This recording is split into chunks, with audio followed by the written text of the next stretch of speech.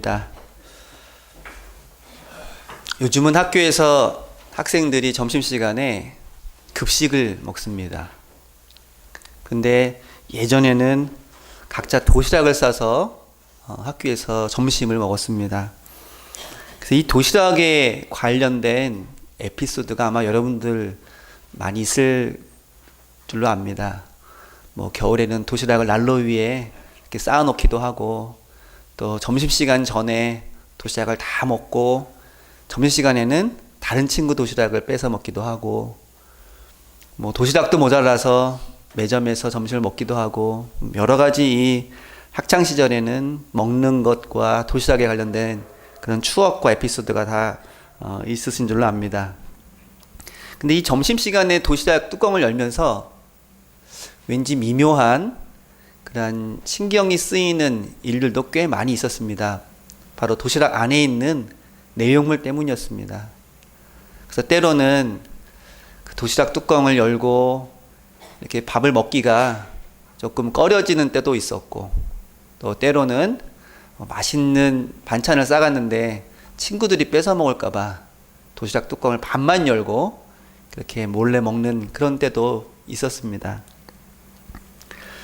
그래서 이 도시락 내용물 때문에 어떤 학생은 부러움의 대상이 되기도 하고, 또 어떤 학생은 아무도 뭐라고 하지 않는데도 자기 얼굴이 화끈거리는 그런 때도 있었습니다. 또 간혹 점심시간이 되면 소리 없이 교실을 나가는 그런 친구들도 있었습니다. 함께 점심을 먹는 즐거운 시간인데, 때로는 함께 점심을 먹는 것이 마음에 불편한 그런 친구들도 있었습니다. 그래서 요즘 학교에서 학생들이 같은 메뉴로 같은 급식을 먹는 이 모습은 어머니들에게는 도시락 싸는 수고를 덜어주는, 또 학생들에게는 그 도시락 반찬 때문에 비교를 당하는 그런 일을 피하게 해주는 아주 좋은 그런 때를 지금 살고 있습니다. 학교에서 이렇게 맛있는 급식을 제공해주는 그런 분들이 얼마나 고마운 줄 모릅니다. 근데 오늘 본문을 보니까 고린도 전서 11장에 바로 이 함께 식사하는 문제로 갈등을 빚는 이야기가 나옵니다. 그 당시에 성만찬은 오늘날처럼 이렇게 예식화된 간략한 그러한 성만찬이 아니라 그야말로 공동 식사였습니다. 빵 한 조각, 포도주 한 잔이 아니라 함께 식사를 하는 그런 만찬이었습니다. 그런데 오늘 바울은 고린도에 있는 성도들을 향해서 편지를 보내면서 이 주의 만찬, 공동 식사를 둘러싼 불편한 진실과 잡음과 갈등에 대해서 언급을 하고 있습니다. 마치 학생들이 맛있는 도시락을 싸갈 때와 그렇지 않은 아주 소박한, 때로는 투박한 도시락을 싸갈 때 느끼는 그 마음보다도 더 큰 갈등과 더 큰 불편을 겪게 되는 그러한 성만찬에 대한 그런 이야기를 하고 있습니다. 고린도전서 11장 21절과 22절, 오늘 본문을 보면 바울이 이렇게 말을 합니다. 이는 먹을 때 각자 자기의 만찬을 먼저 갖다 먹으므로 어떤 사람은 시장하고 어떤 사람은 취함이라. 너희가 먹고 마실 집이 없느냐?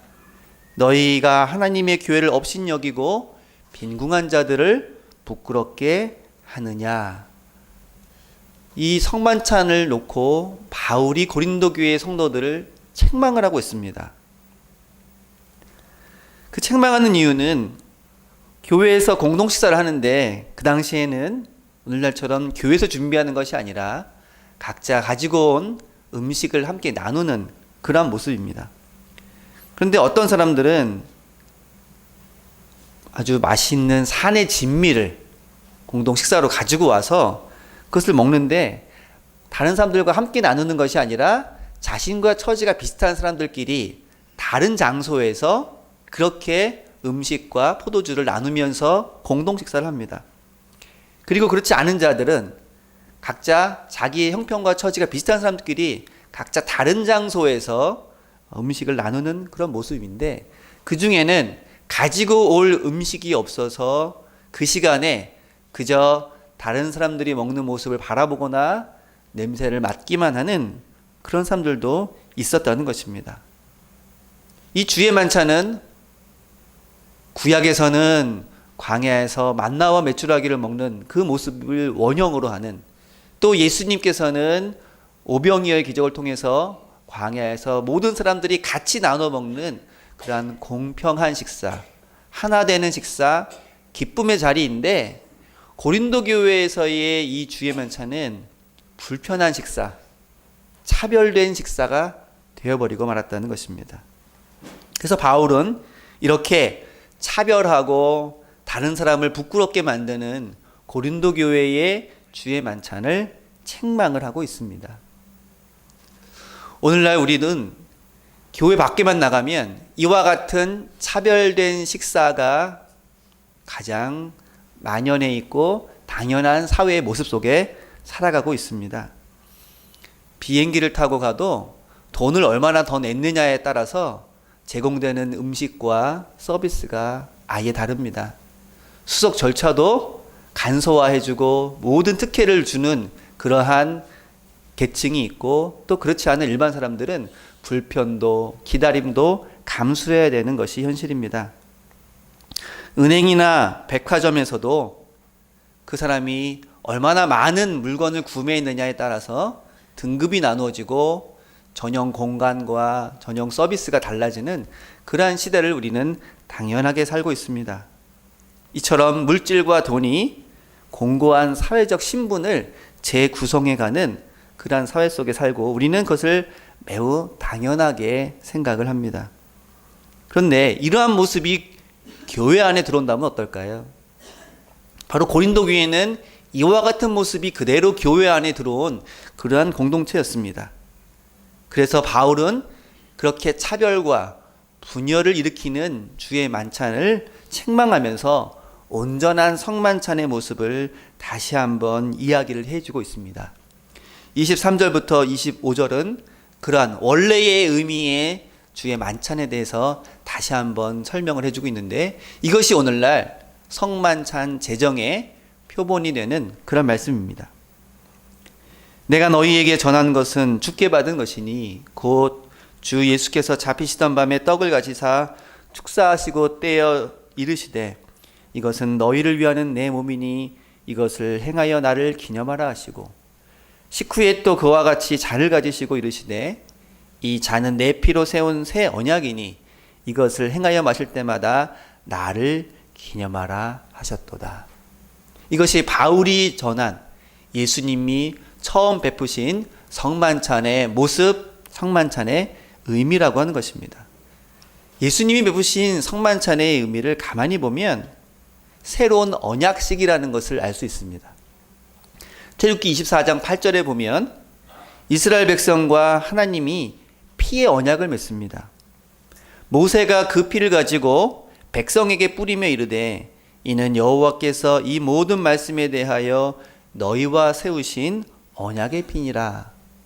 하나님께서 이스라엘 백성들에게 십계명을 주시면서 그것을 확증하는 예식으로 모세는 그 백성에게 피를 뿌리면서 이것은 너희와 세운 언약이다, 계약을 지금 선포를 하고 있습니다. 그런데 이제 예수님께서도 제자들과 함께 최후의 만찬을 하시면서 자신의 살과 피를 통해 새로운 피의 언약이 맺혀진다고 선언하십니다. 마가복음 14장 24절에 이르시되 이것은 많은 사람을 위하여 흘리는 나의 피, 곧 언약의 피니라. 그래서 성만찬은 새로운 언약, 새로운 계약을 의미합니다. 우리는 지난주 성만찬이 유월절과 매우 깊은 연관이 있음을 살펴보았습니다. 이와 연장성산에서 모세를 통한 그러한 언약 예식이 이제 예수님을 통해서 새롭게 갱신되고 있다는 것을 오늘 우리는 알게 됩니다.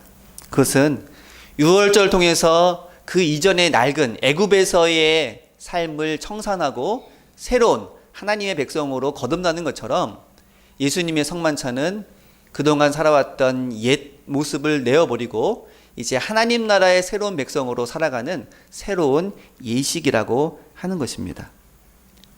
애굽에서 종살이하면서 이스라엘 백성들이 몸에 젖어왔던 애굽 방식의 세상 방식의 삶이 아니라 이제는 하나님 백성으로서의 새로운 삶의 방식을 언약을 통해서 확증한 것처럼 예수님의 성만찬을 통해서 로마 제국과 거기에 빌붙은 유대인의 종교 관습, 이제는 그런 것들을 다 내어버리고 새로운 하나님 나라의 백성으로 새로운 삶을 살기로 다짐하는 그러한 언약식이었다고 하는 것입니다. 그리고 그러한 새로운 삶의 모습은 이전에 예수님께서 갈릴리를 통해서 보여주셨던 그러한 모습을 날마다 실천하며 살아가는 그러한 삶을 말합니다.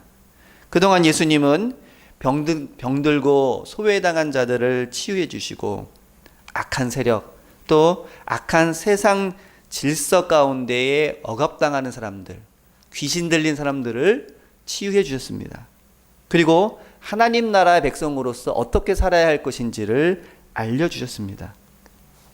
이제 예수님께서는 이 최후의 만찬의 성만찬을 통해서 예수님의 피와 예수님의 살을 먹고 마시는 너희들은 이러한 새로운 삶의 모습들을 날마다 먹을 때마다 마실 때마다 기억하고 실천해야 된다고, 마치 밥을 먹는 것이 우리의 일상생활인 것처럼 우리가 그렇게 하나님 나라 백성으로 살아가는 것이 우리의 일상생활이 되어야 한다고 우리에게 말씀을 해주고 있습니다.